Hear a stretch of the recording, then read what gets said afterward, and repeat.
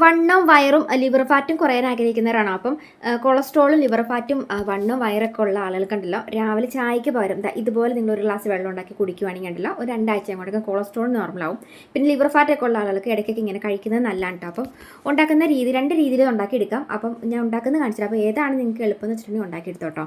ഇത് ചിയാ സീഡാണ്. ഈ chia seed ഉണ്ടല്ലോ, നമ്മൾ തലേന്ന് നിങ്ങൾ രാത്രി വെള്ളത്തിട്ട് കുതിർത്തി വയ്ക്കുക. വണ്ണോ വയറും കുറയാനായിട്ട് നല്ലതാണ് ഈ ചിയാ സീഡ് കഴിക്കുന്നത്. അപ്പോൾ ഇതുപോലെ നിങ്ങൾ കുറച്ച് 1 സ്പൂൺ 1.5 സ്പൂണോളം വരുന്ന രീതിയിൽ ചിയാ സീഡ് വെള്ളത്തിട്ട് കുതിർത്തി വെക്കണം കേട്ടോ. അപ്പോൾ രാത്രി നിങ്ങൾ ഇട്ട് കുതിർത്തി വെക്കുവാണെങ്കിൽ രാവിലെ നിങ്ങൾക്കത് ജെല്ലി പരുവത്തിൽ കിട്ടുമേ.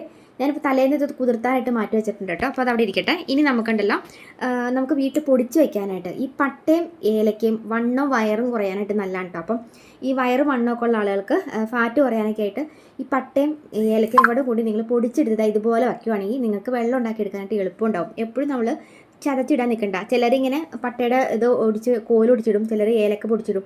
അപ്പോൾ അങ്ങനെ രണ്ട് രീതിയിൽ ഉണ്ടാക്കിക്കൊണ്ടിരിക്കേണ്ട. പൊടിച്ച് വയ്ക്കുവാണെങ്കിൽ ഒരു നുള്ള കയ്യിലൊരു നുള്ളായിട്ട് ഇടാവുള്ളൂ, ഒരുപാട് കോരിയിടരുതേ. ഇത് ഇത്ര കേട്ടോ.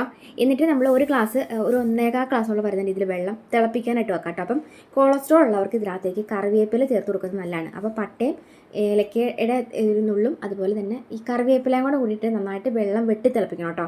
10 മിനിറ്റ് നേരം ഇത് 3 കൂടി വെട്ടി തിളപ്പിച്ചെടുക്കുക. ഇനി ചിലരുടെയൊക്കെ വീട്ടിൽ ഈ ശംഖുപുഷ്പം ചെമ്പരത്തി നിൽക്കുന്നുണ്ടാവും. അപ്പോൾ ഇതുള്ളവർക്ക് ഇട്ട് കൊടുത്താൽ മതി. ഇല്ലാത്തവർ നമ്മൾ പട്ടയും ഏലക്കയും കറിവേപ്പിലയും കൂടെ തിളപ്പിച്ചില്ലേ, അവിടെ വെച്ച് നിങ്ങൾ സ്റ്റോപ്പ് ചെയ്തോ. ഉള്ളവർക്ക് വേണമെങ്കിൽ ഈ ശംഖുപുഷ്പം ഒരു 1 2 അതല്ലെങ്കിൽ ചെമ്പരത്തിയുടെ പൂവൊക്കെ ഉണ്ടെങ്കിൽ ഇട്ട് കൊടുക്കാം. ഇത് ഇട്ടില്ലാന്ന് വെച്ച് കുഴപ്പമില്ല, ഉള്ളവർക്ക് ഇട്ട് കൊടുക്കാം കേട്ടോ. അപ്പോൾ ഞാനിപ്പോൾ ഇത് ഉള്ളതുകൊണ്ട് ചെമ്പരത്തിയുടെ പൂവും ഒരു 1 2 ഈ നമ്മൾ ശംഖുപുഷ്പം കൂടി ഇട്ട് കൊടുത്തു എന്നുള്ളൂ. അപ്പം നിങ്ങൾക്ക് ഇല്ലാത്തവർ ഇടണ്ടാട്ടോ. ഇവിടെ പട്ടയുടെ ഏലക്കയുടെയും പൊടിയും അതുപോലെ കറിവേപ്പില മാത്രം മതി. ഇതുള്ളവർക്ക് ഇങ്ങനെ ഇട്ട് കൊടുത്തിട്ട് മൂടി വയ്ക്കുക. ജസ്റ്റ് ഒന്ന് കുഞ്ഞി തിളയും കൂടെ തെളിച്ചിട്ട് നിങ്ങളത് ഓഫ് ചെയ്തിട്ടിട്ട് ഒരു 5 മിനിറ്റ് നേരം കഴിയുമ്പോൾ തുറന്നാൽ മതി. തുറക്കുമ്പോൾ ഇതുപോലെ നീല വെള്ളമായിട്ടിരിക്കുന്നുണ്ടാവും കേട്ടോ.